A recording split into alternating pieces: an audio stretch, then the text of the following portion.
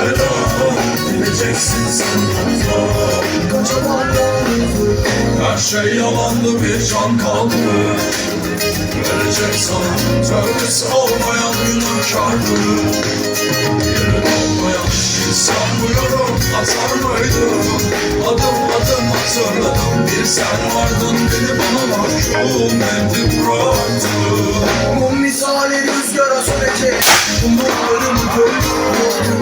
Bir hayli yorgun düşecek. Kanatlarını kırmış hızlı. Peşimde bir kuş gibi. Daha çok söz var da bir ruh gibi. Varlığım yokluğu nasıl biri.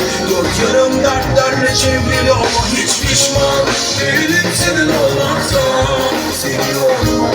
hiç pişman değilim beni kırmandan. Beni kırmak. Bir daha bıkmadık savaşmaktan. Bir adım daha at. Bela, bileceksin sanmaktan. Kaçamam yalnızlık. Hiç pişman değilim senin olmaktan. Seni olmak. Hiç pişman değilim beni kırmandan.